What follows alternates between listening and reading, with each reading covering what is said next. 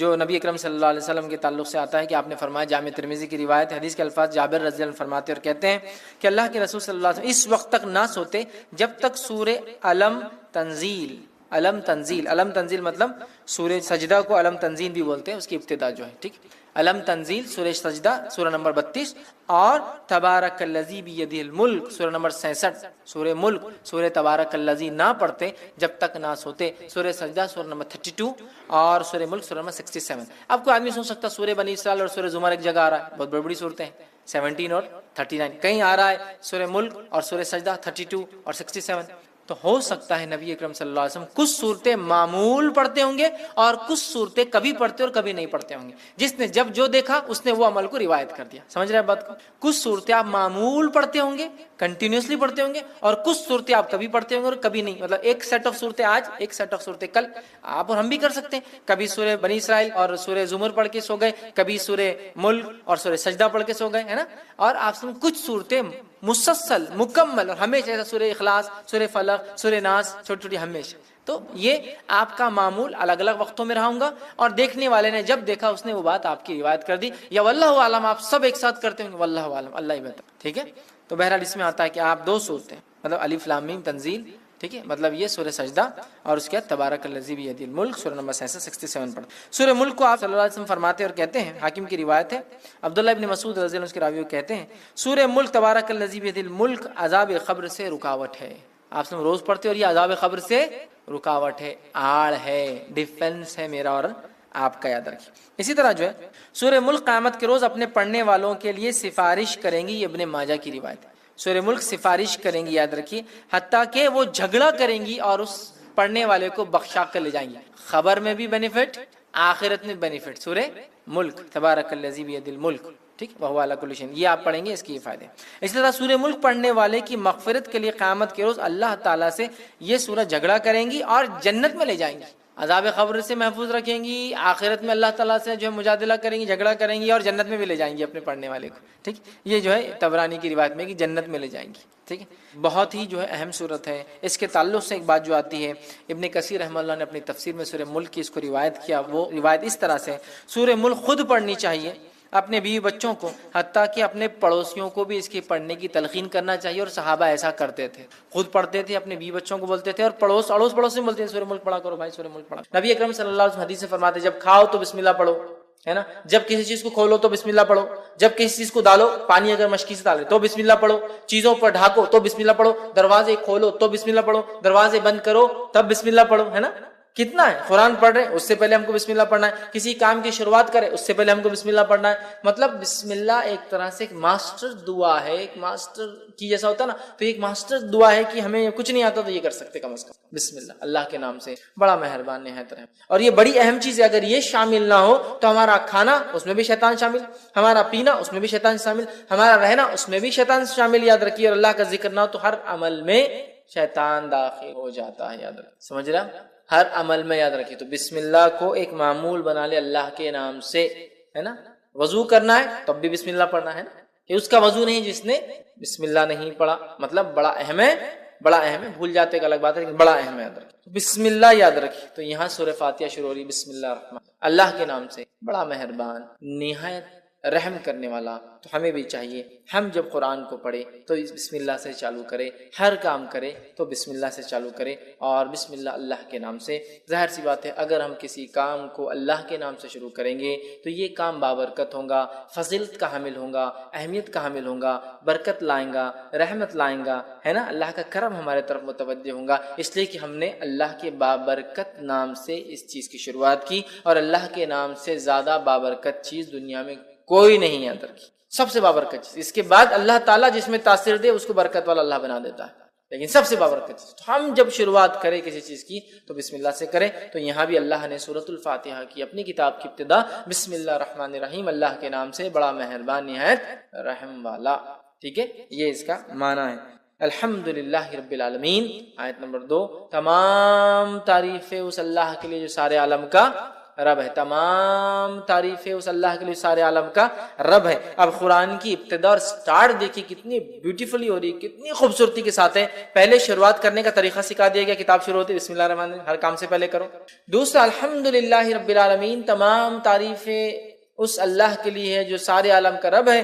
تعریف حمد کرنے یا حمد کسی کی جائے تو وہ صرف اللہ کی ذات ہے, یہ بتا دیا گیا. اور اللہ رب العزت کون ہے, انٹروڈکشن بھی آ جا رہا ہے دوسری آیت کے اندر, الحمدللہ رب العالمین, تمام تعریفیں اس اللہ کے لیے ہے جو سارے عالم کا رب ہے. مطلب اللہ تعالیٰ کوئی لوکل, علاقائی, ٹرائبل یا ریجنل گاڈ نہیں ہے. جس رب کی ہم تعریف کر رہے ہیں وہ رب سارے عالم کا رب ہے. جس کی ہم تعریف, سارے عالم, سارے عالم, عالم جو کچھ وجود میں ہے سب عالم, جو کچھ وجود میں سب عالم ہے. تو تمام تعریفیں اس اللہ کے لیے جو سارے عالم کا, تمام چیزیں جو وجود میں لائی ہے اس نے, ان سب کا رب. سمجھ رہا, الحمدللہ تمام تعریف. اور الحمدللہ کا معنی شکر کے اس میں نہیں لینا چاہیے.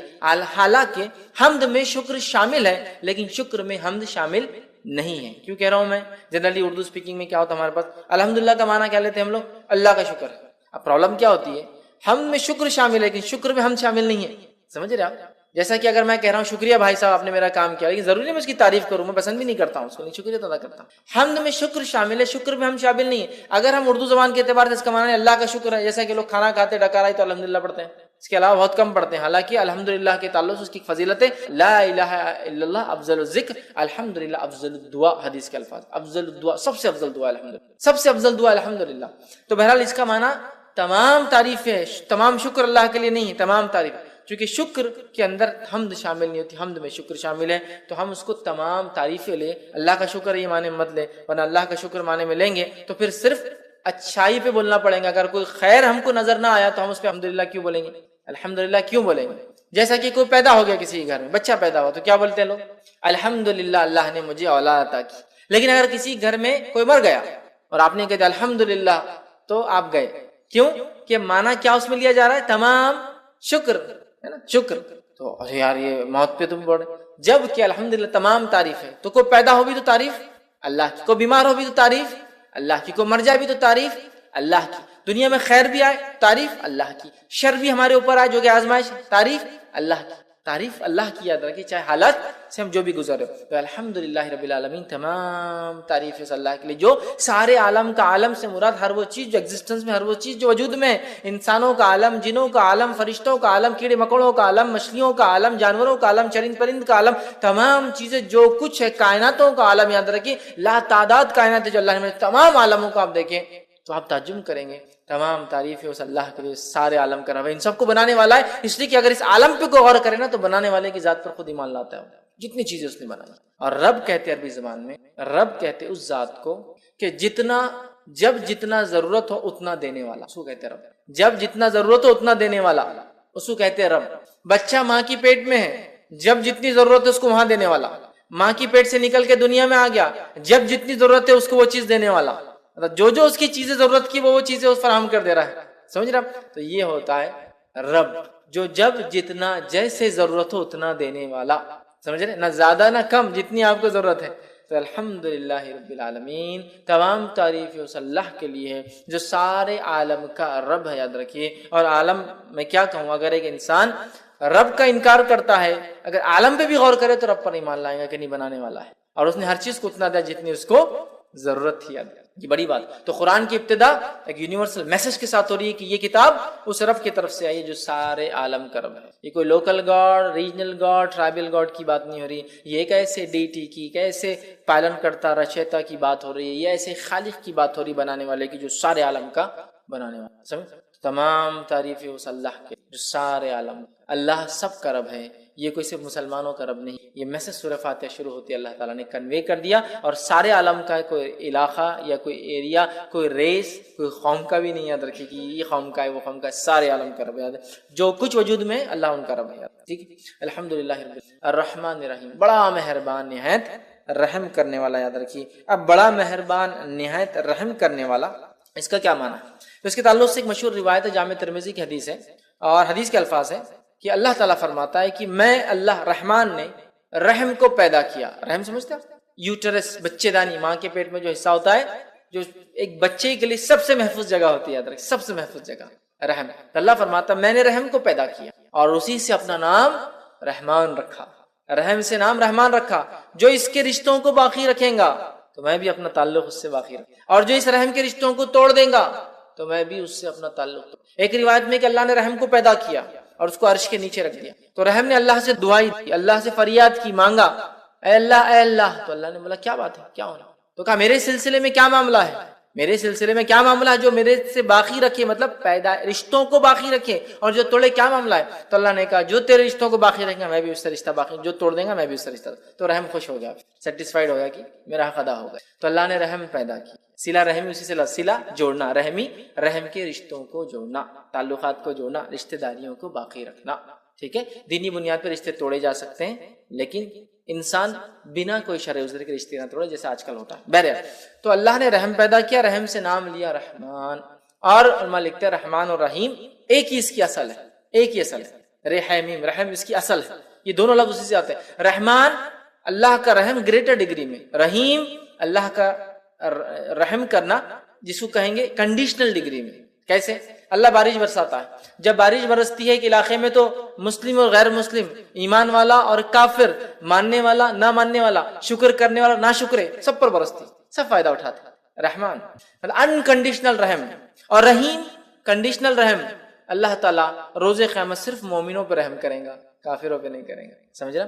تو رحمان گریٹر ڈگری میں رحم، کوئی اس کے لمٹ نہیں ہے. انسان کتنا ہی کفر کرے اللہ سے، اللہ معاف کرتے رہتا ہے. رحیم آخرت میں صرف اللہ تعالیٰ مومنوں پہ رحیم ہے، کافروں پر رحم نہیں کرنے والا. یہ معنی ہے. الرحمن رحیم، بڑا مہربان نہایت رحم والا. اور رحمان اللہ کا یہ ایک ذاتی نام بھی یاد رکھیں. اور اللہ تعالیٰ نے اللہ کے بعد سمجھ لیجیے اللہ کے بعد جس نام کو خود کے لیے لیا ہے وہ رحمان ہی یاد رکھیے، ہے نا. الرحمن علم القرآن، خلید اللہ عبید الرحمن، چاہے اسے اللہ کو چاہے رحمان کو. یہاں کا رحمان رحمان نے تو اللہ کے علاوہ کوئی نام اگر اللہ نے اپنے لیے استعمال کیا قرآن میں تو رحمان ہے، تو بڑا اہم نام ہے. جس کو کہیں گے اگر اللہ کے نام ہی نگینے ہیں ایک تاج کے تو اللہ سب سے بڑا ہے، تو رحمان اس کے بعد والا ہے.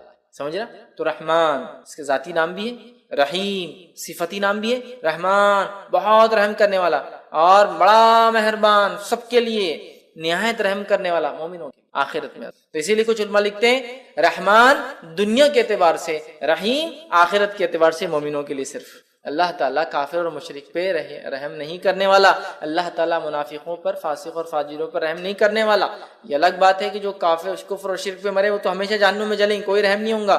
باقی لوگ جو فاسق فاجر تھے اپنے گناہوں کی سزا بھگت کر آ جائیں گے، تو رحم صرف ان پر جو ایمان کے تقاضوں کو پورا کر کے گیا تھا. سمجھ رہے ہیں؟ اور رحمان سب پر. تو اسی لیے علماء لکھتے ہیں رحمان دنیا کے اعتبار سے، رحیم آخرت کے اعتبار سے. اور اللہ رب العزت نے اس بات کو یوں بھی قرآن نے فرمایا سورہ نمبر 33 آیت 43 کے اندر کہا وَكَانَ بِالْمُؤْمِنِينَ رَحِيمًا، اور اللہ تو مومنوں کے لیے رحم کرنے والا، مومنوں کے لیے رحم کرنے والا ہے، دوسروں کے لیے. لیکن رحمان ساری انسانیت کے لیے، اس بات کو ہم یاد رکھیں. ٹھیک؟ تو رحمان رحیم مالک یوم، روز جزا کا، بدلے کے دن کا مالک، قیامت دن کا مالک. اب کیا اللہ کے علاوہ کیا کوئی اور مالک ہے؟ تو اللہ یہ کیوں کہہ رہا قیامت کے روز کا مالک؟ تو دنیا کا مالک ہے، آخرت کا مالک ہے. لیکن دنیا میں کہیں نہ کہیں کسی نہ کسی بنیاد پر ہم چھوٹے ہی ایک دم جس کو بنی اللہ کے مقابلے میں تو یہ دعویٰ کچھ بھی مان، لیکن کہیں نہ کہیں دعوے دار ہوتے یہ میرا ہے وہ میرا ہے، میں یہاں کا بادشاہ ہوں وہ وہاں کے مالک ہے نا، یہ فلاں کے مالک ہے، کچھ نہ کچھ ملکیت ہوتی ہے نا ہماری.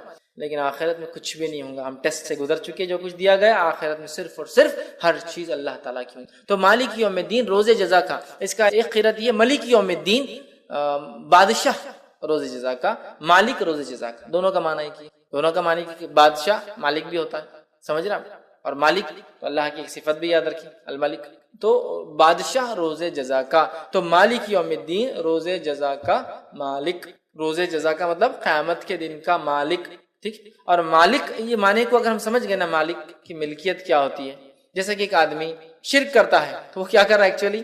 مالک اللہ رب العزت کی ملکیت میں کسی کو ایڈ کر رہا ہے لا کر، جبکہ اللہ اکیلا مالک ہے. بنانے والے نے اگر کوئی چیز بنائی تو کیا وہ پسند کریں گا اس کے گھر کے اندر کوئی اور آ کے اس کی باؤنڈری کے اندر کچھ بنائے؟ تو اللہ تعالیٰ بھی مالک. بادشاہ بھی پسند نہیں کرتا اس کی ملکیت میں کوئی آئے، اور مالک بھی پسند نہیں کرتا اس کی ملکیت میں کوئی آئے. تو بادشاہ ہے روز. آخرت میں قیامت کے دن کا اللہ تعالیٰ مالک یوم الدین، یوم الدین وہ دن جس دن ترازو قائم ہوں گا، وہ دن جس دن لوگوں پہ انصاف ہوں گا، وہ دن جس دن لوگوں کے اچھے اور برے اعمال کے اعتبار سے فیصلے ہوں گے، وہ دن جس دن لوگوں نے جو اچھا کیا ان کو اس کا بدلہ، جنہوں نے برا کیا ان کو ان کے بدلے دیے جائیں گے، اس دن کا اللہ تعالیٰ مالک ہے۔ اور اس تعلق سے ایک روایت آتی ہے، صحیح بخاری اور صحیح مسلم کی روایت ہے، قیامت کے دن زمین اور آسمان اللہ تعالیٰ کے سیدھے ہاتھ میں لپٹے ہوئے ہوں، اور اللہ تعالیٰ ایک آواز لگائیں گا، اور آواز اس طرح سے ہوں گی، انا الملک، آج میں بادشاہ ہوں، این الملوک الارض، کہاں ہے دنیا کے وہ بادشاہ، این الجبارون و این المتکبر، کہاں ہے وہ دنیا کے بادشاہ جو ظلم اور زیادتی اور جبر کرتے اپنے لوگوں پر، اور کہاں ہے وہ جو تکبر کیا کرتے، اللہ آواز دیں گے، اللہ آواز دیں گے یاد رکھیں۔ لہٰذا تکبر کرنا بہت خطرناک بات ہے، خاص طور سے جب آدمی کو اللہ مال دولت یا پوزیشن یا سلطنت یا ملکیت دے، اس لیے کہ اللہ آواز دیں گا، کہاں ہے دنیا کی بادشاہ، آج میں بادشاہ ہوں، آج کوئی دوسرا بادشاہ نہیں، کسی کی بادشاہت نہیں چلیں گے، آج میں بادشاہ ہوں۔ کہاں ہے دنیا کے بادشاہ، اللہ ان کو، کہاں ہے جو جبر و زیادتی کرتے، کہاں ہے وہ لوگ جو تکبر کرتے، تو اللہ تعالیٰ یاد رکھیے بدلے کے دن کا مالک ہے۔ اور اللہ رب العزت نے سورہ غافر سورہ نمبر 40 آیت نمبر 16 میں فرمایا، لمن الملک اليوم للہ الواحد، آج کس کے لیے ملکیت ہے، صرف اس ایک اللہ کے لیے جو واحد ہے اور قہار ہے، سمجھ رہے ہیں؟ تو آج قیامت کے روز کسی کی ملکیت نہیں ہوگی، اور زمین و آسمان اللہ کے سیدھے ہاتھ میں ہوں گے، یاد رکھیں، اور اللہ تعالیٰ کہیں گا کہاں ہے دنیا کی بات، آج میں بادشاہ، سمجھ رہے ہیں بات کو؟ تو لہٰذا اللہ بادشاہ ہے روز جزا کا، بدلے کے دن کا، جس دن جس نے جو دنیا میں کیا تھا اس کو اس کے بدلے چکائے جائیں گے، حساب اور کتاب ہوں گا اس ڈگری اور اس لیول تک کہ ایک بکری جس کو ہوں گے اس کو کسی سینگ والی بکری نے مارا ہوگا تو بغیر سینگ والی کو سینگ دیا جائے گا، وہ اس بکری کو ماریں گے جس نے دنیا میں مارا تھا اور ان کا معاملہ ختم کر دیا، صحیح مسلم کی روایت ہے۔ اس دن کا اللہ تعالیٰ جو ہے مالک ہے، مالک یوم الدین۔ پھر اللہ نے فرمایا ایاک نعبد و ایاک، اے اللہ ہم تیری ہی عبادت کرتے ہیں اور تجھی سے ہی مدد طلب کرتے ہیں، اے اللہ ہم تیری بھی عبادت کرتے ہیں اور تجھ سے بھی مدد طلب کرتے نہیں ہیں، تیری ہی صرف اور صرف اے اللہ تیری عبادت اور تجھی سے مدد طلب کرتے ہیں۔ اگر اتنی بات بھی ایک بندہ سمجھ جائے نا، ایک مومن بندہ، تو انشاءاللہ کم از کم مسلمان شرک نہیں کریں گے۔ حالت یہ ہے کہ ہم اس سورت کو پڑھتے ہیں، کتنی بار پڑھتے ہیں؟ خالی فرض نمازیں جو لوگ پڑھتے ہیں، خالی فرض تو 17 بار ہو جاتی ہے، فجر کی 2 رکعت، ظہر کی 4 رکعت، عصر کی 4 رکعت، مغرب کی 3 رکعت، عشاء کی 4 رکعت، 17 دفعے پڑھ رہا ہے اس کو، ایاک نعبد و ایاک نستعین، اے اللہ ہم تیری ہی عبادت کر اور تجھی سے ہی مدد طلب کر، تیری بھی نہیں، تیری ہی، ہے نا؟ سمجھ رہا ہوں؟ جیسا کہ مثال کے لیے اگر میں کسی سے کہوں، میں اپنے بھائی سے کہہ رہا ہوں، میں اپنی والدہ سے کہہ رہا ہوں، ٹھیک، کہ میں آپ سے بھی محبت کرتا ہوں، اور ایک ہے میں آپ سے ہی محبت کرتا ہوں۔ جب آپ سے ہی کہہ رہا ہوں تو اس کا مطلب کوئی اور شریک نہیں اس محبت، اور آپ سے بھی کہہ رہا ہوں تو مطلب بہت لوگ شریک۔ تو یہاں جو صیغہ ہے تیری ہی عبادت کرتے، تجھی سے ہی مدد طلب کرتے ہیں، تیرے علاوہ کسی کی عبادت نہیں کرتے اور تیرے علاوہ کسی سے مدد طلب نہیں کرتے کسی بھی قسم، یہ معنی ہے یاد رکھ۔ اور اس آیت کو ہم دیکھیں تو پہلی 4 آیتیں اللہ کی تعریف حمد و ثنا تھی، یہ آیت 2 حصوں میں تقسیم، یہ آیت 2 حصوں میں تقسیم، آدھی بندے اللہ کے لیے، آدھی بندے کے لیے، اور بندہ اس کے بعد اپنی باتیں رکھ رہا ہے، تجھی سے مدد طلب کرتے، کیا طلب کرتے؟ آگے دعا بھی اللہ ہی سکھا رہا ہے، سبحان اللہ۔ سورۃ الفاتحہ ایک خوبصورت صرف اللہ کی حمد و ثنا اور دعا نہیں ہے، بلکہ یہ بہترین اپنے آپ میں ایک مکمل دعا ایک بندے کے لیے جو اس کو زندگی جینے کے لیے چاہیے، اور جو دعا اللہ نے اس میں سکھا، اگر اس دعا پہ ہم مکمل کھڑے اتر گئے تو دنیا کی اور آخرت کی کامیابی ہمارے لیے یاد رکھیں انشاءاللہ۔ تیری ہی عبادت کرتے ہیں، تیرے ساتھ کسی کو ذرہ برابر بھی ہم شریک نہیں کرتے ہیں کسی بھی چیز میں، نہ تیری عبادت میں، نہ تیرے اسماء و صفات میں، اور نہ ہی تیری مطلب جس کو کہیں گے رب ہونے کے اندر، نہ تیرے نام اور جو ہے صفات کے اندر، اور نہ ہی تیری عبادت کے اندر، کسی بھی اس میں ذرہ برابر بھی کسی کو شریک نہیں، کیونکہ اللہ اس کو پسند نہیں کرتا، سمجھ رہا بات؟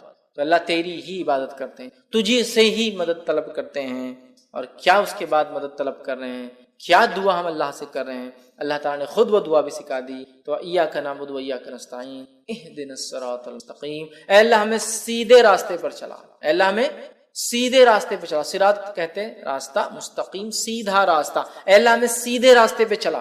اب سیدھے راستے کی ہم دعا کرتے ہیں اہدنا الصراط المستقیم، اب یہ سیدھے راستے میں ہم کیسے چل پائیں گے بتائیے مجھے؟ اہدنا الصراط المستقیم، سیدھا راستہ دکھا، یہ سیدھا راستہ کیا ہے؟ میں جو راستے مجھے وہی سیدھا لگ رہا ہے، آپ جو راستے آپ کو وہ سیدھا لگ رہا ہے، دنیا کا ہر انسان جس راستے اس کو لگا وہی طریقہ، وہی سیدھا راستہ ہے۔ کون بتائیں گا سیدھا راستہ کیا ہے؟ میں شرک بدعت کر رہا ہوں مسلمان کہہ کے اپنے آپ کو صراط مستقیم پہ ہوں، سب کو باقی گمراہ سمجھ رہا ہوں، ہے نا؟ میرا حال یہ ہے کہ میں شرک کر رہا ہوں اور صراط مستقیم پہ سمجھ رہا ہوں، آپ سب کو گمراہ کہہ رہا ہوں۔ آپ کا حال یہ، آپ بھی کچھ تو بھی نیا کر رہے ہیں، اپنے آپ کو صراط مستقیم۔ منافق کا حال یہ کہ منافق بھی دل میں کفر رکھ رہے، ظاہر ایمان کا بتا رہے، اور وہ بھی سمجھ رہے سیدھے راستے۔ تو ہمیں سیدھا راستہ دکھا، اسٹریٹ پاتھ، سیدھا راستہ، صراط مستقیم پہ ہم کیسے قائم رہیں گے؟ اس تعلق سے ایک جامع ترمذی کی بڑی بہترین جو ہے روایت ہے وہ میں آپ کے سامنے رکھتا ہوں۔ کہ صراط مستقیم کیا ہے؟ جامع ترمذی کی روایت ہے، نبی اکرم صلی اللہ علیہ وسلم فرماتے ہیں اللہ تعالیٰ تمہارے لیے ایک مثال دیتا ہے، مطلب حدیث قدسی یہ بھی۔ پھر آپ نے فرمایا مثال ایک سیدھے راستے کی، صراط مستقیم، مثال ایک سیدھے راستے کی ہے، سیدھا راستہ ہے، اور اس راستے کے دونوں جانب دیواریں کھڑی ہوئی، کیا ہے؟ والز، دیواریں، ان دیواروں کے اندر دروازے ہیں، ان دروازوں پر پردے لگے ہوئے، دیواروں میں دروازے ہیں، دروازوں پر پردے لگے ہوئے، اور ایک انسان، ایک آواز دینے والا سامنے، جو راستے کے سامنے ایک دروازہ ہے، مطلب راستہ جا رہا وہاں ایک دروازہ ہے، اس کے سامنے راستے پہ نیچے کھڑے کی آواز دیتا ہے اے لوگو میری طرف آؤ، اے لوگو میری طرف آؤ، اور دوسرا ایک کھڑا ہوا ہے جو آواز دینے والا، وہ اوپر کھڑا ہے، مطلب دروازے کے اندر ایک کھڑا ہے، ایک اوپر کھڑا ہے۔ جب کوئی انسان اس سیدھے راستے پہ چلتے چلتے وہ پردہ ہٹانے کی کوشش کرتا ہے، وہ جو دروازوں پہ پردے ہیں نا، ہٹانے کی کوشش کرتا ہے، اوپر والا آواز دیتا ہے اے بندے اس طرف مت جانا ورنہ تو اس سے گزر جائیں گا، اے شخص تجھ پہ ہلاکت ہو، اس پردے کو مت ہٹانا ورنہ تو اس سے گزر جائیں گا۔ پھر آپ نے فرمایا یہ سیدھا راستہ صراط مستقیم ہے، یہ اسٹریٹ جو راستے کی بات صراط مستقیم، اس کے دونوں جانب جو دو دیواریں اللہ کی حدود ہے، لمیٹیشنز ہے، اس کے باہر بھی نہیں، اس کے باہر بھی نہیں، اس کے بیچ میں چلنا ہے، ود ان دس باؤنڈریز، یہ لمیٹیشنز ہے۔ اس میں جو دروازے بنے ہوئے تھے یہ اللہ کی حرام کردہ چیز ہے، اس پہ جو پردے لگے تھے تم کو بتا دیا گیا کہ یہ حرام ہے، بتا دیا گیا حرام ہے، جانا نہیں۔ بیچ میں جو آواز دینے والا کہتا ہے لوگو میری طرف آؤ، میری طرف آؤ، تم صراط مستقیم پہ رہو گے، وہ قرآن ہے، کہتا ہے لوگو میری طرف آؤ تم صراط مستقیم پہ، وہ قرآن ہے۔ اور اوپر جو آواز دینے والا ہے، جب وہ آدمی پردہ ہٹانے کی کوشش کرتا ہے، حرام چیز کی طرف جانے کی کوشش کرتا ہے، تو آپ نے فرمایا وہ جو اوپر والا آواز جو دیتا ہے ایک مومن کا سچا دل ہے جو سب سے پہلے حرام چیز پر اس کے خلاف گواہی دیتا ہے، ارے مت کرو غلط ہے۔ مومن کا سچا دل ہے جو سب سے پہلے خود بولتا ہے ارے مت کرو وہ غلط ہے۔ تو صراط مستقیم پہ ہم کیسے قائم رہیں گے؟ امت مسلمہ صراط مستقیم پہ کیسے قائم رہیں گی؟ قرآن کے ذریعے میرے بھائی۔ اب قرآن کو چھوڑ کے باقی سب طریقوں پہ انسان چلیں گا تو کیا صراط مستقیم پہ قائم رہیں گا؟ نہیں، اس لیے کہ صراط مستقیم ایک سیدھا راستہ ہے، لیکن اس راستے میں بہت سارے شارٹ کٹس بھی کھلتے ہیں، لیکن سارے شارٹ کٹ جہنم میں جاتے ہیں۔ ابن ماجہ کی روایت ہے، نبی اکرم صلی اللہ علیہ وسلم ایک صحابی کا انتقال ہوا، تشریف فرماتے خبر کھودی جا رہی تھی، آپ نے ایک ٹہنی جھاڑ کے ہاتھ میں لی اور وہ مٹی میں خبر کی ایک سیدھی لکیر ماری اور اس پہ دائیں بائیں جانب اور لکیریں ماری اور کہا یہ بیچ کا راستہ صراط مستقیم، یہ میرا راستہ، یہ بیچ کا راستہ صراط مستقیم ہے، یہ میرا راستہ ہے۔ اور اس میں جو دائیں اور بائیں جانب لکیریں جا رہی ہے یہ صراط مستقیم پر شیطان بیٹھے ہوئے ہیں جو لوگوں کو گمراہی کی طرف، تو صراط مستقیم پر شیطان بیٹھا ہوا ہوتا ہے۔ بہت سارے لوگ بولتے ہیں مسلمان اگر ایک ہے، قرآن ایک ہے، کتاب ایک ہے، کلمہ ایک ہے، نبی ایک ہے، سب چیز ایک ہے، تو پھر ان میں اختلاف کیوں؟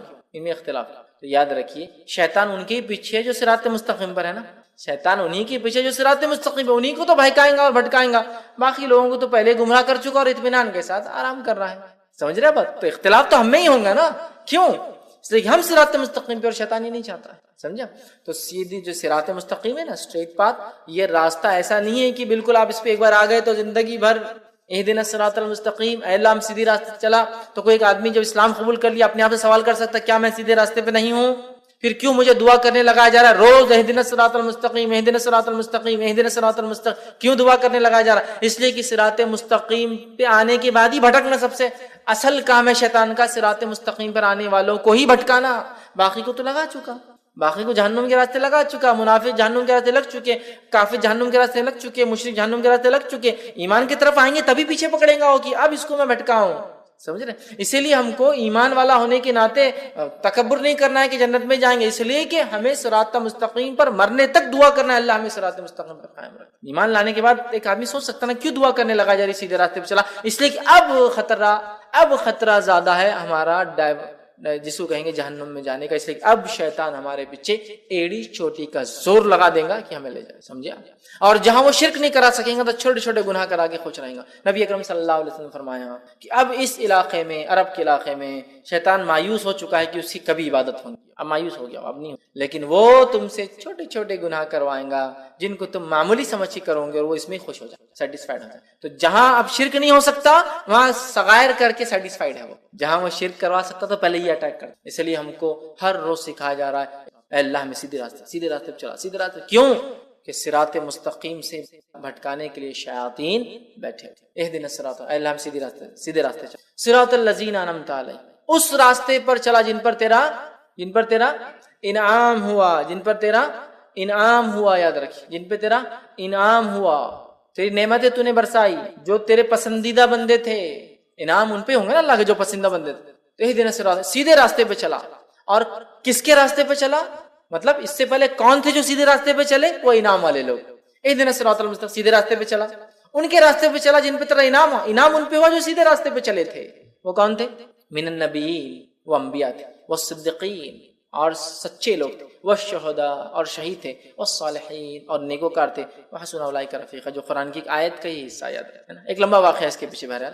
لیکن انعام والے لوگ کون ہیں یہ آیت کے اندر بتا دیا گیا. وَمَن يُطِعِ اللَّهَ وَرَسُولَهُ فَأُولَٰئِكَ مَعَ الَّذِينَ أَنْعَمَ اللَّهُ مِنَ النَّبِيِّينَ وَالصِّدِّيقِينَ وَالشُّهَدَاءِ وَالصَّالِحِينَ وَحَسُنَ أُولَٰئِكَ رفیقا، کہ جو اللہ اس کے رسول کی اطاعت کریں گا تو وہ ہوں گا روز قیامت ان کے ساتھ، من النبیین، انبیاؤں کے ساتھ، والصدیقین، سچوں کے ساتھ، والشہداء، شہیدوں کے ساتھ، والصالحین، اور نیکوکاروں کے ساتھ، وحسن اولئک رفیقا، اور کیا ہی بہترین ساتھی. سمجھے آپ؟ انعام کس پر ہو؟ 4 لوگوں پر، انبیاؤں کے طریقے پہ ہم کو چلنا ہے، اور بالخصوص نبی اکرم صلی اللہ علیہ وسلم کے طریقے، چونکہ آخری نبی جو ہمیں دیے گئے تھے. والصدیقین، اور سچوں کے طریقے پہ، جس طرح سے ابوبکر الصدیق سچے انسان تھے، سارے دنیا نے جھٹلایا، آپ نے اقرار کیا.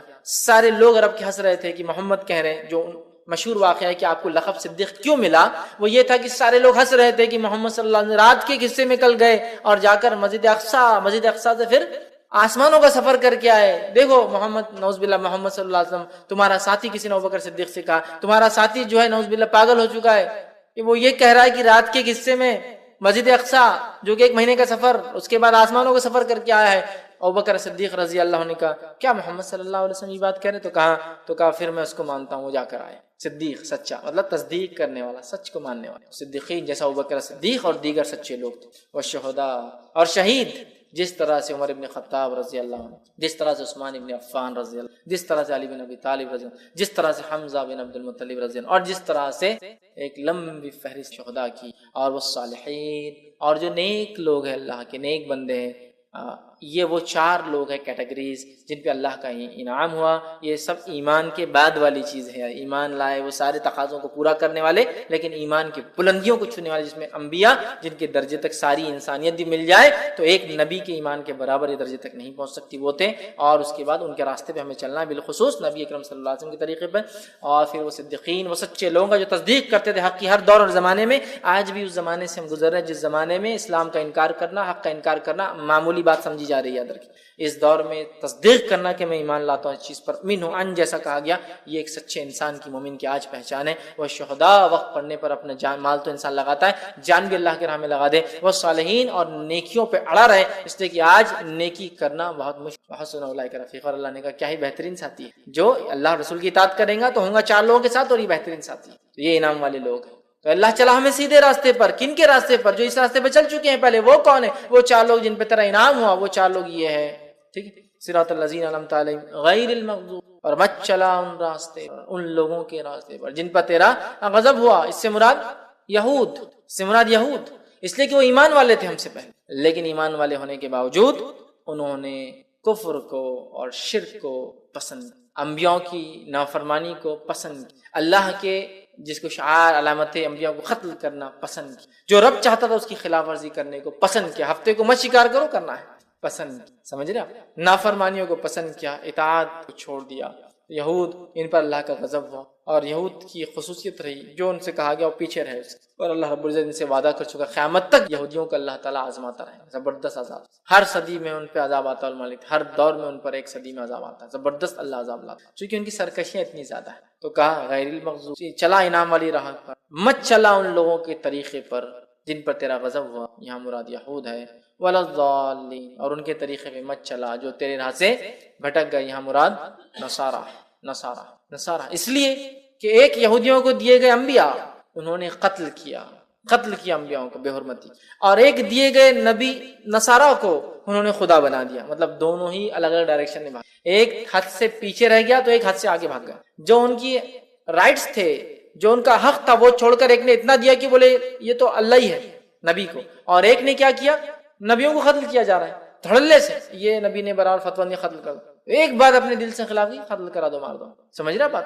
تو بہرحال یہود نے انبیاء کو قتل کیا، معمولی سمجھا، اور نصارہ نے جو نبی ان کو دیے گئے عیسیٰ علیہ السلام خدا بنا دیا لے جا کر. گاڈ یا ون ود گاڈ جو بھی بولیے, خدا یا خدا کے ساتھ ایک بنا دی. ہم نے دونوں سے پناہ مانگی کہ مغضوب والے راستے میں بھی نہیں چلنا ہے اور ضالین والے. تو ہم کو ایک طرح سے اللہ رب العزت نے ایک گائیڈ لائنز دے دیا, سب سے منیمم دعا بتا دی کیا ہے کہ ہمیں کیا کرنا ہے, سیدھے راستے پر چلنا ہے, انعام والوں کے طریقے پہ چلنا ہے اور دو لوگوں کے طریقے سے بچنا ہے. اگر اتنا ہم سمجھ لیں, اس لیے میں نے کہا دنیا اور آخرت کی کامیابی اس دعا کے اندر شامل ہے کہ ہم نے سمجھ لیا کہ ہمیں کیا کرنا ہے, سیدھے راستے پہ چلنا ہے. قرآن جو بتاتا ہے ہمیں ان لوگوں کے راستے پہ چلنا جن پر انعام ہو, انبیاء کے طریقے, بالخصوص محمد صلی اللہ علیہ وسلم کے طریقے پہ, اور اس کا صدیقی, شہداء, صالحین کے طریقے پہ چلنا ہے. یہ کر لیے تو دنیا کی کامیابی, آخرت کی کامیابی ہو گئی. اور دو لوگوں کے راستے سے بچنا ہے, مطلب انہوں نے جو شر یا سرکشی یا برائی یا جو کام کیا وہ ہم کو نہیں کرنا ہے بس. اگر یہ نہیں کہ تو ہم خود بخود ان کے راستے پہ ہو جاتے ہیں. مطلب ایمان لانے کے بعد صراط مستقیم پہ اگر ہم ہیں اور اس کے بعد انعام والے لوگوں کے طریقے پہ چل رہے ہیں, تو دو چیزوں سے بچنا ہے ہم کو. وہ کیا ہے, جس طرح سے یہود نے کام کیا جن پہ اللہ کا غضب ہوا, اور ضالین نے کیا. اگر یہ کر لیتے ہیں انشاءاللہ عزیز, تو ہم ان دونوں سے بچ گئے اور یہ لوگوں کے طریقے پہ چل گئے تو دنیا بھی کامیاب, آخرت بھی. ابھی انعام والوں کی راہ کیا ہے اور کیسی ہے, یہ صراط مستقیم کیا ہے. قرآن اب شروع ہو رہا ہے اس کے بعد, ہے نا, سورہ فاتحہ کے بعد الف لام میم ذالک الکتاب شروع ہو رہا ہے کہ یہ ہے وہ صراط مستقیم جو حدیث کے اندر جامع ترمذی کی آگے قرآن جو بلاتا ہے لوگوں میری طرف آؤ, صراط مستقیم. یہ صراط مستقیم پہ قائم رہنے کا ایک ہی ذریعہ قرآن, دوسرا کوئی ذریعہ نہیں, کوئی کتاب نہیں, کوئی چیز. قرآن آؤ, اے لوگوں میری طرف آؤ, اے لوگوں میری طرف آؤ, اور وہ صراط مستقیم ہے, وہی سیدھا راستہ ہے. تو ہمیں قرآن کو تھامنا ہے. اگر اہدنا الصراط المستقیم ہم دعا کرتے ہیں تو صراط الذین انعمت علیہم, انعام والوں کی راہ. کیا انعام والوں کی راہ, کیا کیا انہوں نے. قرآن اٹھا لیجیے, سورہ بقرہ چالو ہو گیا, موسیٰ علیہ السلام کا واقعہ چالو ہو گیا. کیا حرکتیں کی موسیٰ علیہ السلام کے ساتھ لوگوں نے. ہمیں وہ حرکتیں اپنے انبیاء, اپنے نبی کے ساتھ اور خاص طور سے محمد صلی اللہ علیہ وسلم کے ساتھ نہیں کرنا چاہیے, چونکہ ہم آخری امت ہے, لہٰذا دوسرے نبی کا تذکرہ اب ہمارے لیے وہ لائق اتباع نہیں ہے. محمد صلی اللہ علیہ وسلم کے طریقے پہ چلنا ہے. ہم نے کوئی بھی کام اس کے خلاف نہیں کرنا جس طرح سے وہ لوگوں نے اپنے انبیاء کو تنگ کیا. ہمیں وہ کوئی حرکت, وہ کوئی کام, وہ کوئی خصلت, وہ کوئی کیریکٹر اپنے اندر نہیں پیدا کرنا ہے جو یہود کے اندر تھا, جس کے اللہ کا غضب ہوا ان پر. کوئی بھی چیز نہیں کرنا جو انہوں نے کیا, کسی بھی شکل میں انہوں نے کیا, ہمیں نہیں.